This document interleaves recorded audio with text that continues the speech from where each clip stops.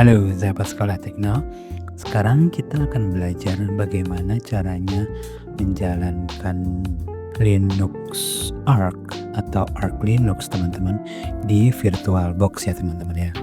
Jadi kalau teman-teman yang mengikuti konten saya di beberapa konten saya sebelumnya, kita sekarang lebih sering menggunakan Linux ya teman-teman ya sebagai daily driver. Saya lebih ingin mengajarkan teman-teman menggunakan sistem operasi yang lebih bersifat gratis atau open source teman-teman. Nah, kalau teman-teman mau belajar dari awal, teman-teman bisa menggunakan Linux Mint atau Ubuntu teman-teman ya. Tutorial cara menginstalnya di Windows itu teman-teman udah pernah saya buatkan di tutorial sebelumnya. Nah, sekarang kita akan mencoba menginstal Arch Linux di VirtualBox ya teman-teman ya.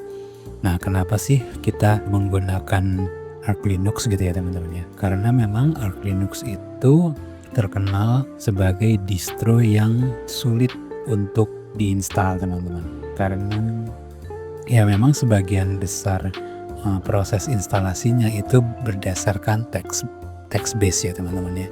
Kalau perbedaannya dengan Ubuntu itu atau Linux Mint atau Fedora yang biasa saya pakai sekarang itu lebih mudah. Kenapa? Karena dia sudah berbasis Graphic User Interface atau GUI gitu. Oke, kita coba sekarang ya. Oke teman-teman, jadi ini adalah tampilan dari VirtualBox ya teman-teman ya. Mungkin teman-teman udah familiar karena saya juga sudah pernah menggunakan aplikasi ini untuk menginstal Linux Mint ya teman-teman ya. Jadi kalau teman-teman mau berkenalan dengan VirtualBox, teman-teman juga bisa melihat di tutorial-tutorial saya mengenai virtual machine itu di tutorial saya sebelumnya ya teman-teman ya. Nanti bisa saya sertakan linknya di deskripsi teman-teman. Oke, jadi di sini saya menggunakan RAM 2 GB, prosesornya dual core, lalu saya menggunakan video memorinya 128, dan juga saya menyiapkan ruang hard disknya itu 20 GB teman-teman.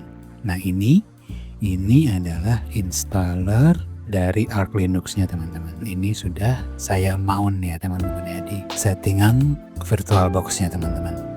Nah, untuk audionya standar, networknya juga standar, saya pakai NAT. Jadi nanti jaringan yang berjalan di desktop saya yang natif itu juga internetnya juga akan berjalan di VirtualBox yang akan kita pakai ini ya teman-teman ya. Oke, sekarang kita coba jalankan. Nah, ini kita pilih yang X64 atau X86 BIOS yang paling atas ya teman-teman ya. Nah, ini proses bootingnya.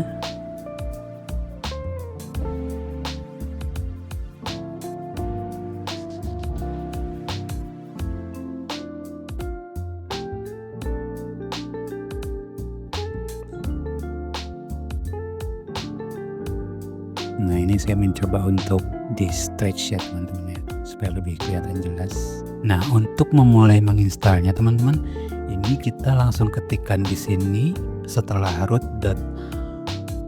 at arch iso ini teman-teman, langsung kita ketikkan arch install ya teman-teman ya.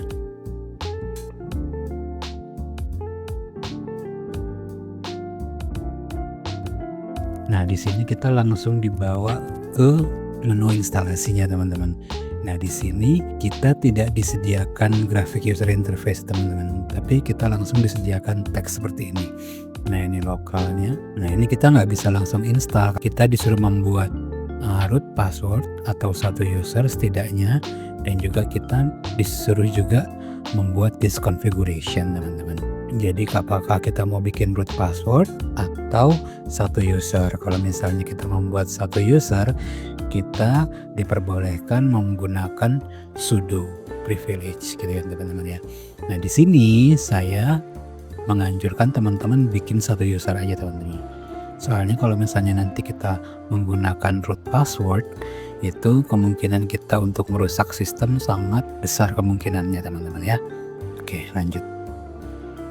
Nah, di sini kita masuk ke disk configuration. Nah, di sini kita disuruh memilih partisi. Nah, partisi tadi kita kan sudah menyiapkan partisi sebesar 20 GB ya teman-teman ya. Jadi kita harus pilih itu teman-teman. Oke. Nah, di sini ada 3 pilihan disk configuration type, use a base effort default partition layout, manual partitioning, atau pre-mounted configuration. Di sini kita pilih use a base effort default partition layout ya teman-teman ya. Nah, di sini adalah partisi yang sudah kita buat tadi teman-teman. Kita sudah membuat partisi sebesar 20 GB ya teman-teman ya. Tipenya SCSI. Nah, di partisinya namanya partisi SDA. Oke, enter. Nah, untuk file sistemnya teman-teman kita pilih saja yang ext4, ext4. Oke. Jadi setelah kita memilih tadi, ini adalah hasilnya ya teman-teman ya. Jadi untuk tipe partisinya untuk yang boot itu sebesar 1 GB dan ext4-nya itu biasanya untuk home dan sistem itu sebesar 19 GB ya teman-teman ya. Oke, lanjut. Untuk disk encryption ini, nah ini kita pilih saja no encryption ya teman-teman ya. Karena ini kan kita pakai untuk pembelajaran aja, jadi kita pilih yang no encryption. Oke, back lagi. Nah, untuk default profile ini kita pilih yang desktop aja ya teman-teman ya. Jadi nanti kalau selesai diinstal, tampilannya itu akan seperti desktopnya Windows teman-teman.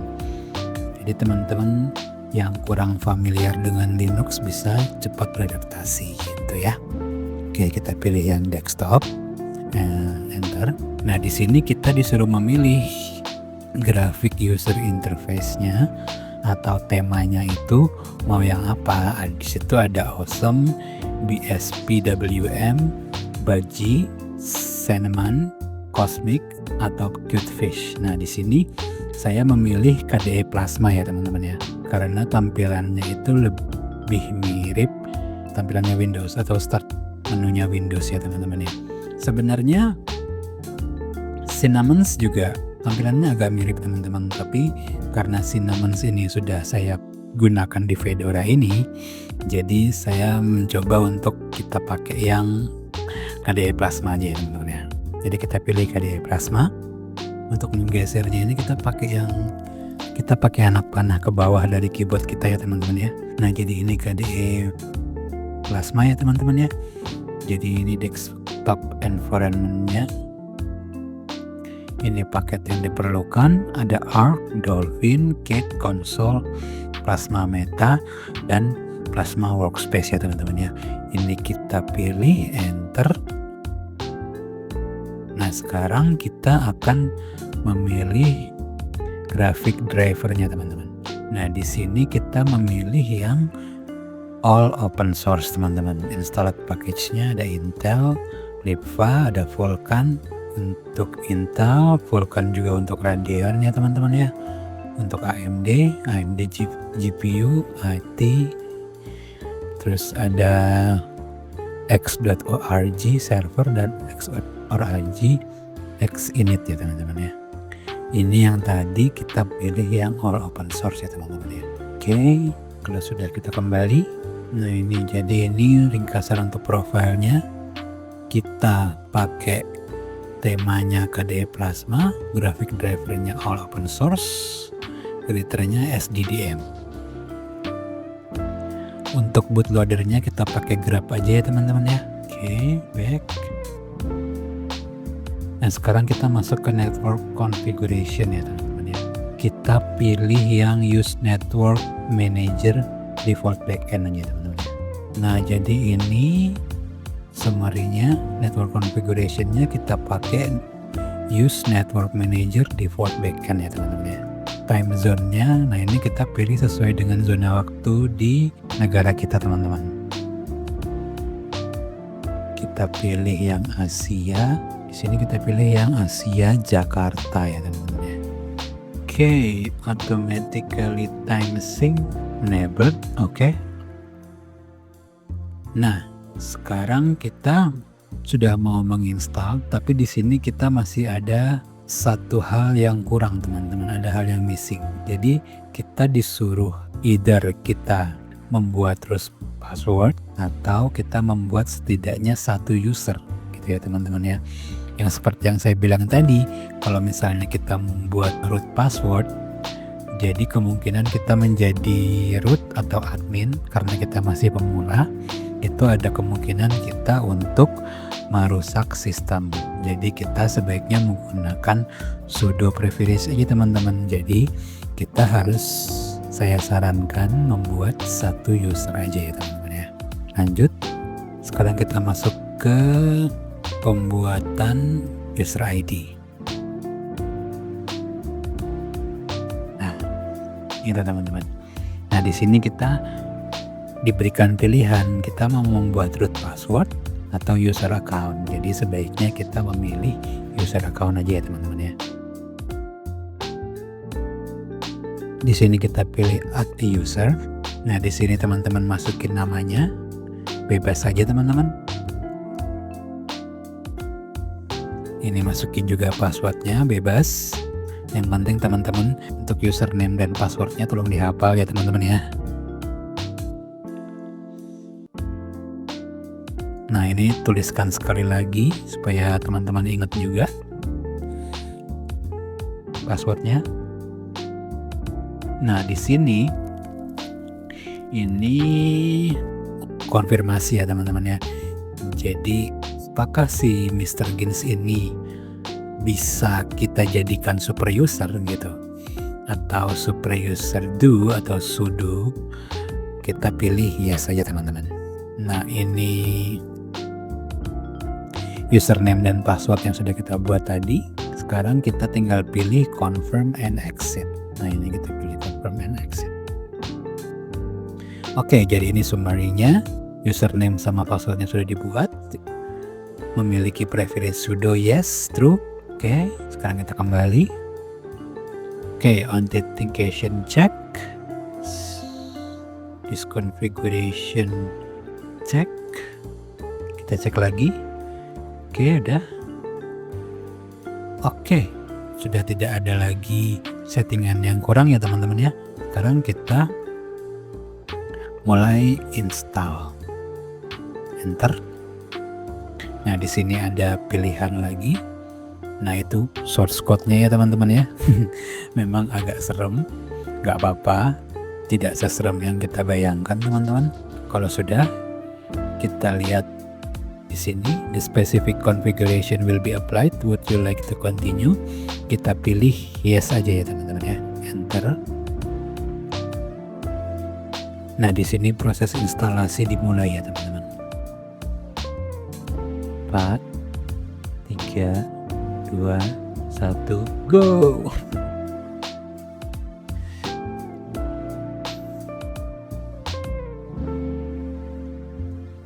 Nah, di sini dia sambil mendownload ya teman-teman ya.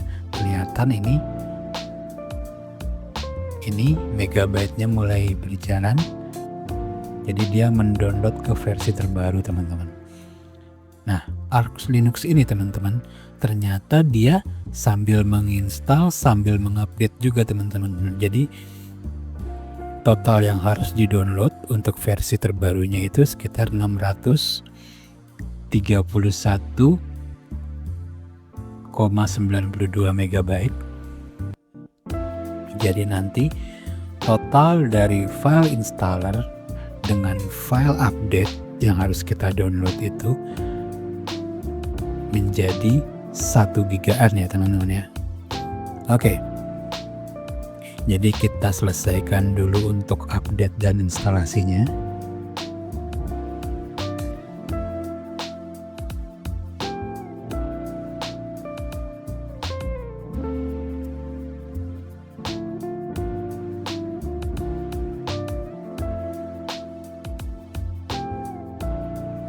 Dia mendownload kernel terbaru ya 6.19.6.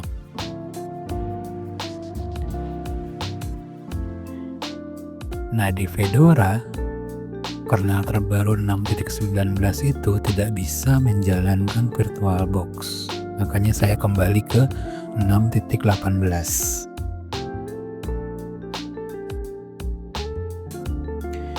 Jadi saya masih menunggu update selanjutnya dari Oracle VirtualBox.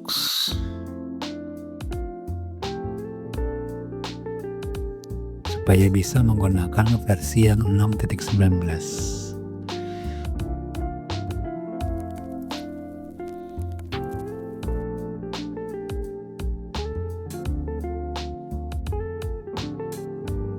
Setting keyboard.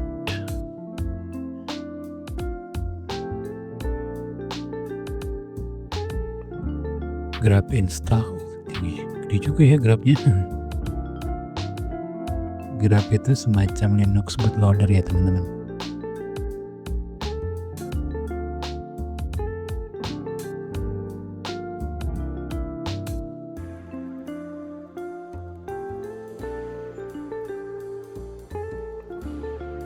Gak tau kenapa ya, saya suka banget sama update-nya Linux itu. Kelihatan kayak seolah-olah kita ahli komputer banget gitu, padahal itu cuman script yang jalan sendiri aja gitu. Karena update-nya Windows kan monoton ya teman-teman ya, kayak dialog progress bar gitu kan membosankan. Tapi di dunia teks ini lebih, nggak tahu kenapa lebih nyenengin aja gitu.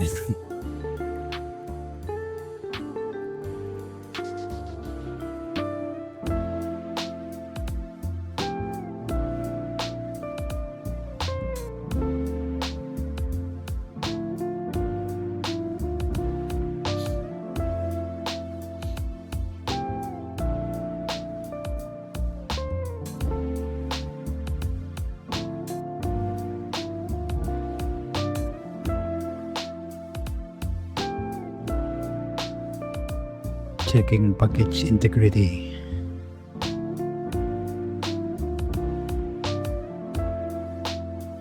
Installing.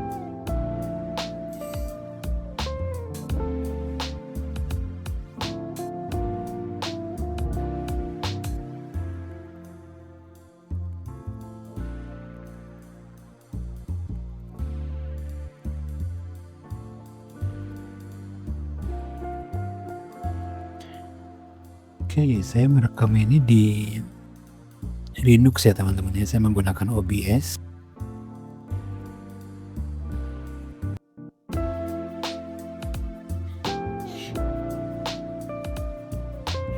Jadi saya menginstal Linux di dalam Linux. Not bad. Oke, jadi instalasinya sudah selesai. What would you do? What would you like to do next? Exit Arch install, reboot system, atau chroot into installation for post installation configuration. Kita pilih reboot system aja ya teman-teman ya, biar kita bisa langsung ke pengaturan berikutnya.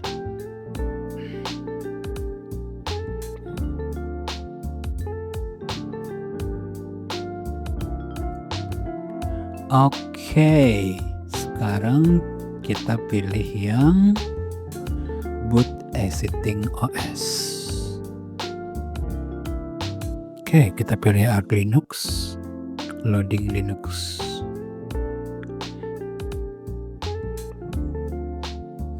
Nah, jadi ini adalah tampilan login ya teman-teman ya, untuk Arch Linux yang berbasis KDE Plasma ya teman-teman ya. Loginnya seperti ini, Plasma WLAN, layoutnya US. Oke, sekarang kita login dengan ID dan password yang kita buat tadi, user ID dan password yang kita buat tadi.